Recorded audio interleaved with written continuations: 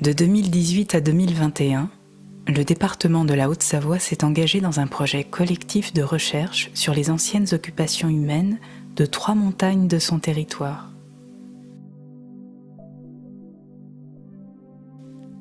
La montagne de Salles, située sur la commune de Sixte-Fer-à-Cheval, incarne la vision traditionnelle de l'alpage dénué de forêt, où les pâtures sont à aller chercher dans les hauteurs.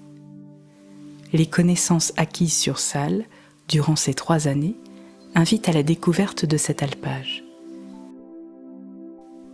Limitrophe de la Suisse, la commune de Sixte-Fer-à-Cheval tire sa notoriété de ses caractéristiques géographiques majestueuses qui se développent entre 700 et 3000 mètres d'altitude. Les 3/4 de sa superficie sont classés en réserve naturelle.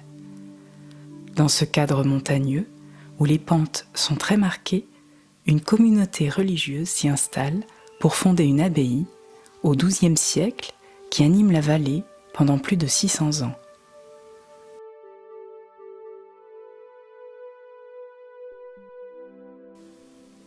Dans ce territoire de montagne fortement marqué, les précipitations y sont particulièrement importantes. Le Gifre prend vie et se gonfle de toutes les cascades et torrents qui animent le fond de la Combe, puis le cirque du Fer-à-Cheval. Le cirque du Fer-à-Cheval, plus vaste hémicycle des Alpes françaises, est devenu l'emblème de la commune, attirant plus de 400 000 visiteurs par an. Pour préserver ce site et ses qualités paysagères exceptionnelles, une opération Grand Site de France est en cours. Passé le chef-lieu, le Gifre capte le Gifre des Fonds, lui-même enrichi des eaux du cirque des Fonds et de celles du vallon de Salles.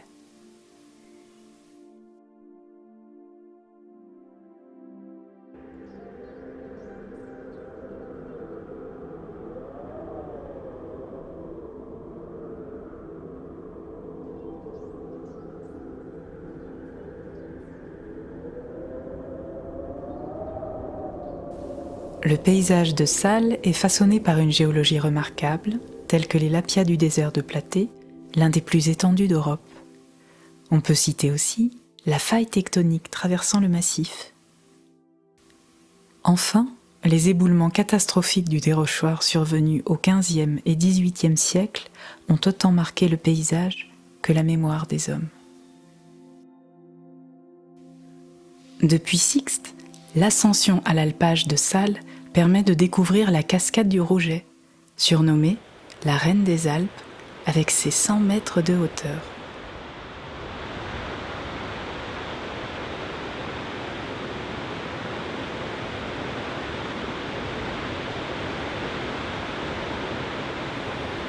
En remontant le torrent de Salles, on découvre les cascades de Salles et de Trénan jusqu'à sa résurgence.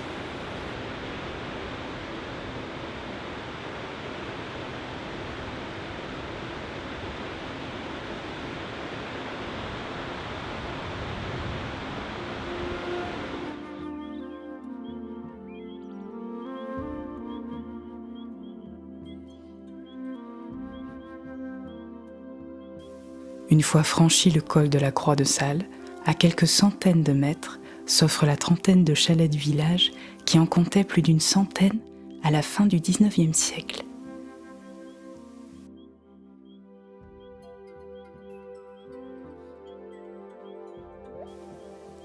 Richesse convoitée pendant des siècles sur la montagne de Salles, les grandes étendues herbeuses de grands prés, des salamanes et des laouchets se développent entre 1900 mètres et 2400 mètres d'altitude.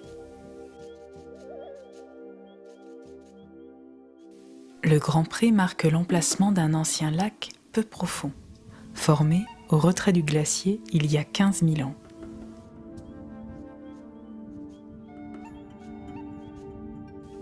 Le plateau supérieur des Salamanes constitue la plus vaste étendue d'herbe de l'alpage.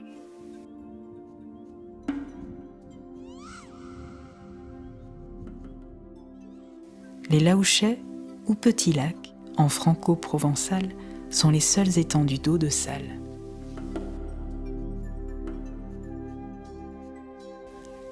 Les prospections de terrain ont permis de repérer et documenter plus de 200 sites archéologiques laissés par les populations pastorales depuis des siècles. Parmi ces 200 sites, le secteur de la Croix de Salles, le bassin et l'un des crameaux des Salamanes ont été numérisés en 3 dimensions.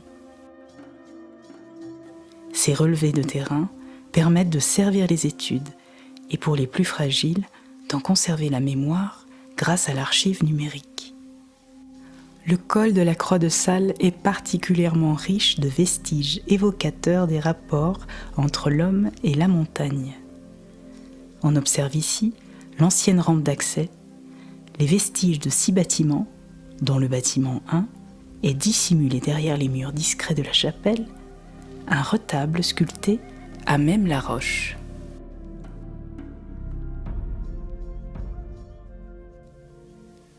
Des 10 bâtiments fouillés sur Salles, le bâtiment 1 est le plus ancien, de relativement grande dimension, avec ses 14 mètres de longueur et 8 mètres de largeur. Il est occupé dès le XIIe siècle. On y a retrouvé un foyer et les vestiges d'une occupation caractéristique d'un bâtiment d'alpage où cohabitaient bêtes et hommes. À l'abri de la chapelle, cette œuvre admirablement sculptée dans le rocher il y a plus de 400 ans plaçait bêtes, hommes et montagnes sous la protection de la Vierge, de Saint Bernard et de Saint Antoine. En amont et à quelques pas des chalets, le bassin taillé dans le rocher en 1869 évoque on ne peut mieux l'importance de l'eau dans les moments où l'alpage connaissait sa fréquentation la plus intense. Sa capacité de 13 000 litres en fait un objet relativement rare pour ces altitudes. Encore plus haut, à 2200 mètres, des constructions rudimentaires offraient des asiles salvateurs aux bergers lorsque l'orage s'approchait trop vite pour redescendre au chalet. Les crameaux, ces fragiles structures en pierre sèche, sont encore au nombre d'une dizaine. Quelques-uns encore entiers, mais promis à une disparition certaine, faute d'entretien, ont été heureusement sauvegardés avec l'aide des outils numériques. Après ces quelques découvertes en images de l'alpage de Salles et de ses richesses, offertes par 4 années de projets de recherche, il ne vous reste plus qu'à vous munir de vos chaussures de randonnée.